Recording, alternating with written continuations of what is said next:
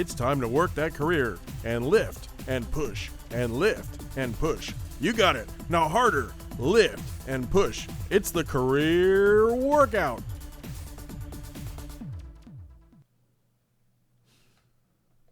All right, so for career workout, we have a rather unique topic tonight. We're kind of departing off the lane of careers, but I think we're going to circle back to it at the end.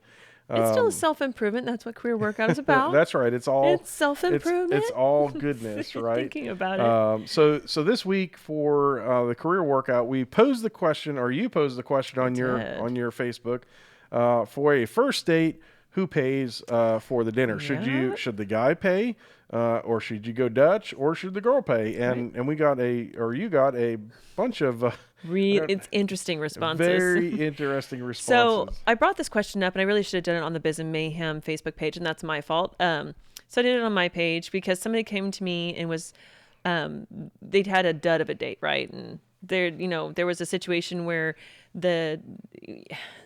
he was on a date, she was yapping about her independence, and at the end she kind of expected him to pay, and he's like, what happened? And so I was like, that's interesting. How do you, in today's dating world, how do you deal with this? And so I posted the question, if you're on a first date, who pays and why? That's what I really wanted, was the why, because I heard a lot of, he pays. Okay, well, why? I can see that. And so all the guys, except for a couple, and they private messaged me because they did not want to be crucified on the social media platform. But the guys that all responded, and you can go, you can see it.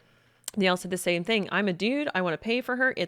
And some of them, even you, Chris, had said it's nice if she makes the offer. That's great. And I appreciate that, especially if she seems like the independent type who wants to show she's going to take care of herself, but I really do want to pay for it. Several guys were like, this is a man's thing, and this is emasculating otherwise. Mm-hmm. Now, I did have the sneaky few, like I said, they hit me on my PMs, because I did say, if you don't want to share your why out in public and make yourself known, then tell me privately. And one in particular, and we're going to refer to him as Mr. Exceptional. That's how he's asked to be identified, and we will go with that. So, Mr. Exceptional, thank you for your feedback. All right. But he said that... Shout out, and don't forget to go support the show at patreon.com. $3 a month. I think he needs management level, considering what's going to happen here. So he gave me some juicy stuff, right? Okay. He did. He said, if I'm taking her to a high-end restaurant, you better believe I'm getting something out of her at the end of the night. Oh. Like, well, looky there. That is a 1950s raw type attitude. Information. I was like, good for you. And he's like, this is why I'm not posting it out there. Right. I know people are not going to appreciate this. And but he said, but yeah, if I'm really making an investment for the night and there's a good click, then yeah, let's make this happen. It's like, well, are we talking Applebee's investment? Or are we talking like Bonefish? Like, where's... And so he agreed, like, if it's a high-end restaurant where the experience is part of it, then he's hoping that experience carries through. Right. And so, and he knows it's not he's married now, and so that's not even a thing.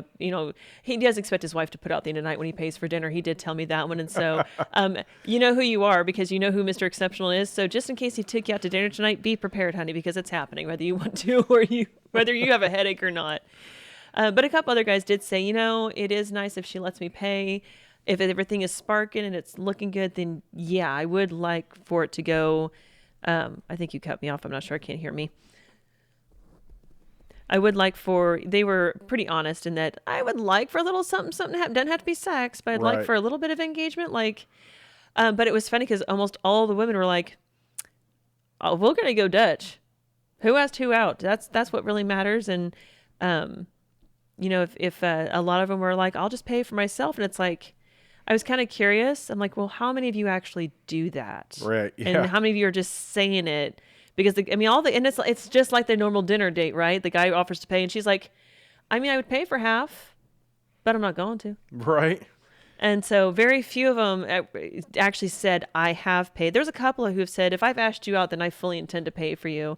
And I talked with a friend of mine over the weekend, and she said the same thing. And she's in a homosexual relationship, and she's like, yeah, anytime I invite you out, then I'm paying. And if you invite me out, I'm still going to try and pay for you, because that's what I do. I'm that person in the relationship, in any relationship. So it's kind of interesting to see how that went down. And the response, and there's still, Bo's mom chimed in on that one. That was fun. Yeah.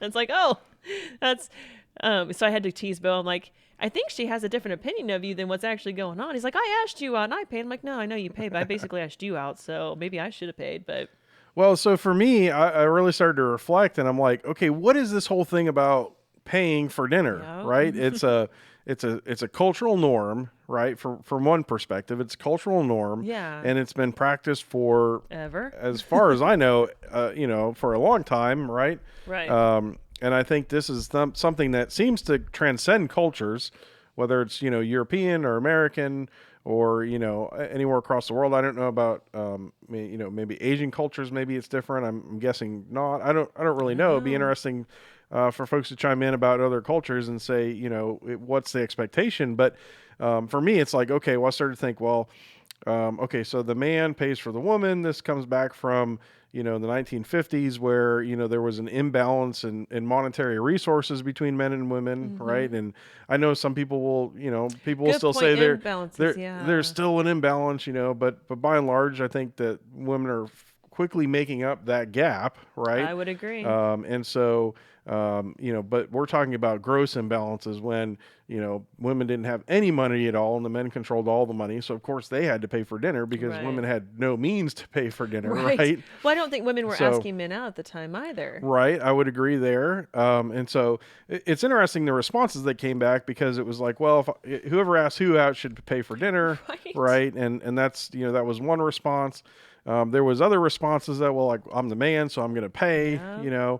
and so it just it's interesting to see sort of the broad spectrum of responses that we got. But it really got me to thinking, what is this whole man pays for dinner thing, or the guy? Is it? And what I started to think about it, is it a practical thing stemming from when women didn't have any money at all? Is it a power and control thing? Because if the men pay for dinner, then there's an expectation from the woman. That's a power and control dynamic. So really, what is this thing? And I guess you can chime in from that respect and see what you think. But I was certainly I did have some fun reading all these comments. You did have we can bring it up here. You had over there's 175 comments on this. What's interesting is only 7 likes and 175 comments, which is usually the other way Flipped around. But a lot of comments, a lot of really good discussion on this, and Yeah. Well, and the whys, that's what I had to pull out of people, is they would say something. It's like, well, why? And I think one guy just said, guy pays. Why? That's the way. You know who and you are. Yes. Well, and that was the other thing, is I had a couple of guys say, that's the way I was raised. I'm like, but that's not a why. Yeah. You were raised that way. It's Well, almost a crutch. in a sense, it is a why, right? Why? Because it's always the way I've done it. I mean, that's a why. Yeah, but it's like, I don't know. I just, I don't, being doing the coaching that I do, and I hear somebody say, that's the way I was raised, I'm like, nah, you still make the conscious choice for a reason. Mm-hmm. And so, but like a couple of the guys said, their chivalry's not dead, and they like offering that sense of, I can take care of you if you like. And Right. I know Bo does not like for me to pay. That's his thing. He loves to, that's his love language. Yep. I have snuck in a few payments in there a time or two. I think the first time I snuck it in, we were celebrating his birthday, and everybody else got one part of his bill and I got the other part. He's like, what the crap? And then after that, it's like, really, for reals, I want to pay. This is what I want to do for you. Otherwise, he pulls out his wallet and he pays for it. But I always tell him thank you. Right. There's no, and if I forget to tell him at the time of dinner, I'll go back with a text or call him and say, hey, by the way, just want to let you know, I really appreciate dinner tonight. Yeah. And I was curious, and I asked that question of several women, do you say thank you? Because if you are saying, he pays even though I insist, are you sincerely thanking the man for that? Because that is something that I think men do appreciate, is to hear that recognition. Oh yeah, absolutely. I think it's anytime, somebody pays for somebody, you want to be appreciated for it, right? But absolutely. I guess where I'm at is I fully expect to pay for dinner when I go out with somebody, whether or not I ask them out or they ask me out. I think it's you do that on a platonic level too, because we've had several interactions out absolutely. in public, and I'll have my card out. You're like, nope, I got it. Yeah. It's like, I was gonna okay, I guess. But that's just me, right? But Yes. but I will say I did think it was interesting about the comment about seeing what she does when the bill comes, right? If she offers to pay or not, I think tells you a lot about that person, Right. and who they really are, because they can say who they are all day long. but that action will show you who they are. Yeah, and that was another conversation I had engaged with. I think actually talking to Bo, it's like he's dated some independent women, and I'm probably the most stubborn of all of them, which is probably why we're still together, actually. But I asked him, it's like when you hear somebody yapping away about, I'm independent, I take care of myself, I don't need anybody's money, and the check comes and she doesn't offer to pay, what does that tell you? He's like, no, I actually see that point. If she goes on and on and on, it's almost like she's pushing that message onto you. What are you supposed to do? I do like what one person said on there that's like, well, oh, I hadn't seen that comment yet. There's a new one on there. I'll have to read that one. What does that say? I am, and I've been off the circuit forever, but what I remember is the date I did go on after being married 2 decades was never an issue. I made sure that when I was finally willing to give somebody a chance. Oh, I didn't see more. Let's see. That's a long answer. I'm not doing that one. We'll read that one and get into it later.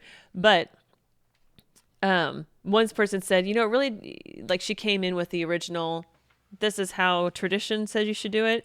But if you're looking for a one-night stand, go to a crummy, dry hamburger joint, pay your own way, and then take care of your business for the end of the night.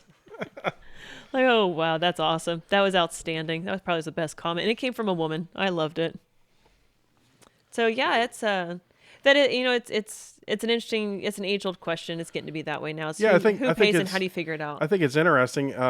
What I wanted to bring it around to, of course, this is the Biz and Mayhem podcast, not the Dating and Mayhem podcast. Although that one, maybe we should do that one. I was going to say, we have some interesting conversations. But here's the thing, at work, how is this dynamic different, right? Because when I work with females at work, I don't see them as female. I just see them as another, coworker, employee, boss, whatever. I don't necessarily, and I know it's cliche to say I don't see gender, I agree. But I don't feel like I treat people differently because they are female or male, and I've not gotten feedback that I have.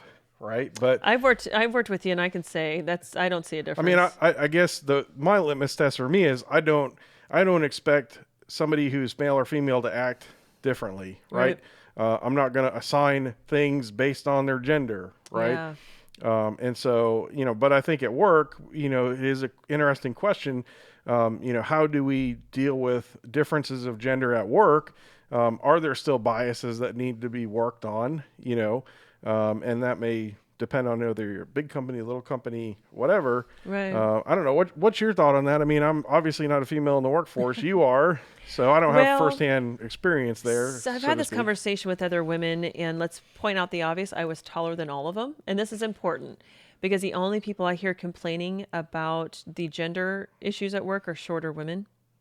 Well, that's interesting. The taller women that I've gotten to talk to, they don't complain about that. And so... Right. And I think the more confident women, the more secure women who don't, I'm too fat, I'm too thin, I'm too this, I'm too that, they don't seem to have any issues either. But for reals though, I've been tall since I've been this height. I'm 6'1", and I have been since I was 15 years old. I have never had anybody say, oh, you're a girl, you can't do this. You look weak, you can't do this. That's never been an issue for me. But I've got a very good friend down in Stillwater who's probably... I can't remember how tall you are, honey, but I think you're like 5'5", 5'6". You're short unless you're in your heels. But she gets catcalled, and she gets comments made. You're going to get, if she's been down the shop because she used to work in aviation, right. You're going to get your blouse dirty down here, honey, or things like that, because she is very well put together like me. Mm-hmm. And it's like, that's funny. I don't get that. Everything you guys, and I've heard a lot of women go into, the issues, the biases that they feel like they have experienced. I'm like, I don't get it. Sorry. Well, I think it's because when you have a conversation with a guy at work, the most of them are like this. Don't hit me. Hey, up there. No, the only guys I've had guys of all kinds challenge me, and I've had one guy come at me with his emotions. He's a taller guy.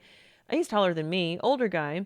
And he's used to that bureaucratic type of management where he's like, I'm going to show you my emotions. I'm going to get my way. And that part was like, and he did the same thing with everybody. It didn't matter if you're female or not. And that's like, you can be mad at me, son, in the same pants you got happy in. I don't care. When you're done being mad, come back at me. We'll talk about this. So I think there's a lot to do with your presentation. If you're confident, guys can smell insecurity and fear like bees can. So can women, right? No, we're not as good at it. Oh no, I think women are better at it. They don't know what to do with it then. I know I can tell it, and that's where I try to depending on what I'm using the situation for, you kind of exploit it or Right. you make it better. But I don't think women can be very nurturing and very like, oh, you poor thing, I don't want you to feel bad. And then there are your power women who are very much, Well, oh, you're but down yeah, for the count, let me kick you. just getting ready to say that. I mean, you don't typically see the nurturing side of women at work. Well, I think they're afraid to show I think it. that's a not generalization, right? Because, I mean, obviously some people do, but I think by and large, at least, the folks that I've come in contact with, you don't necessarily see that nurturing side because I think people see it as a weakness, right? They can, And yeah. But I think at the same time, women don't know. I think they feel like they have to prove something. And I think of somebody in particular right now that I have worked with, and they feel like they have to prove it. And it's like, no, you don't. So You so really let me don't. spin this back on our original topic, which was who buys dinner, right? Right.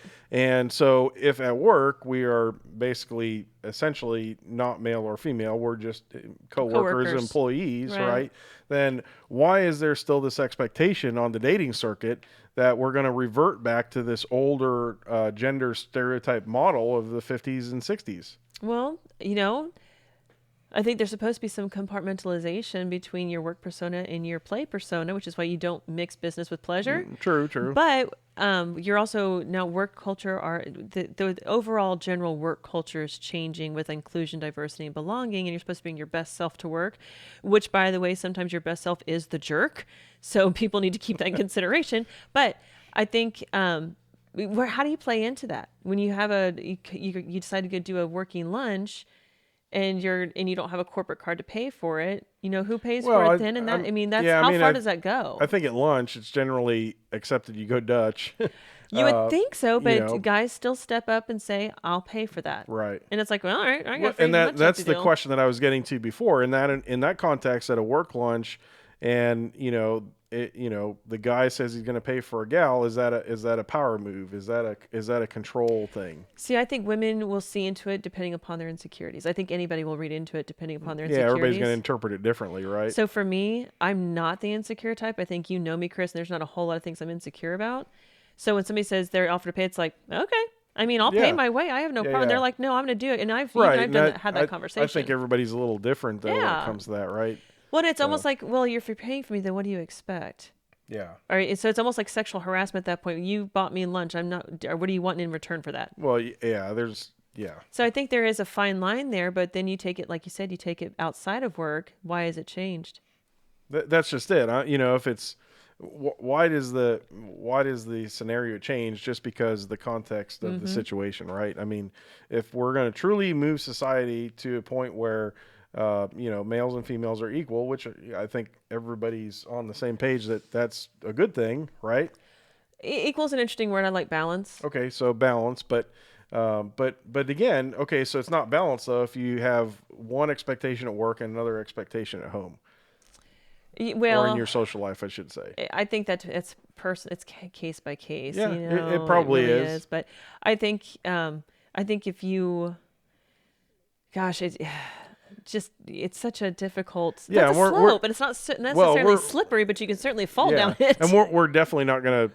I mean, it's not that this needs solving, but I don't think there's one answer for this either, right? No. But my question was, I think it's a good thing for people to think about and to ponder on and to really dive into, what does this really mean for them? Well, and I think that was kind of leads into one of the points that was on here is it's a sense of self-respect to pay for other people. There were a couple of guys on there and a couple of them I know personally that do pay for everybody else's way. Right. And one of them happens to own the company and he not only pays for his employees, but he'll pay for his friends when they go out. Sure. And to him, that's part of his personality. And I know a gentleman that we were on a group lunch and somehow he got stuck with all women, the poor man.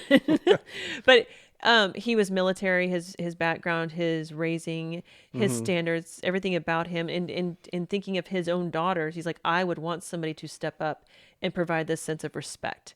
I expect nothing in return. And he was actually very grateful we thanked him. And he was like, oh, hey, you're welcome. That's awesome. Right. And so I think there's a level of self-respect that you need to honor with other people. And I think it really specifically goes to men, that this is a way of most men's love languages is respect. And this is how they like to show it, is using their money in this kind of strange context. And that's cool. It's lunch. It's just a meal. It's fine. Well, it's certainly a good conversation to have, I think. And to me, I really started to think about it in a different context of what really is this thing? Is this just, like I said, is it just society expecting us to do the same thing over and over again? Is this some sort of power play? Is it a respect thing? What really is it to me personally? And how would somebody else perceive that? And I think the answer is everybody's going to perceive it a little bit differently. Yeah. Right.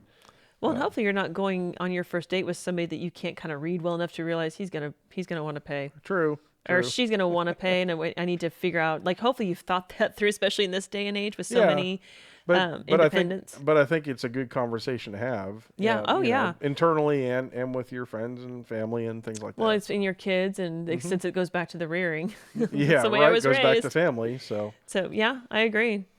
Interesting. Definitely an interesting topic, and I think we could certainly talk all night on that. Can't we always? But now it is time for Media Madness. Thanks for watching. We'd love to know what you think in the comments. Just let us know below. And remember, that's just a small portion of our entire show that we put on every week.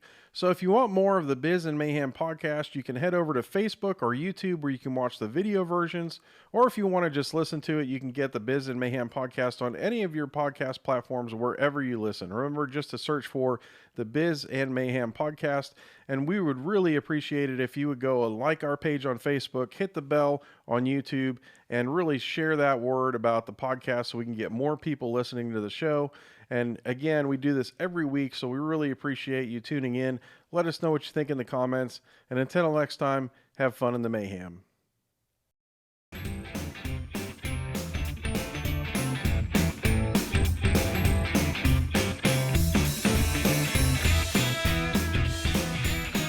The Biz and Mayhem podcast is produced by Check 6 Creative Studio.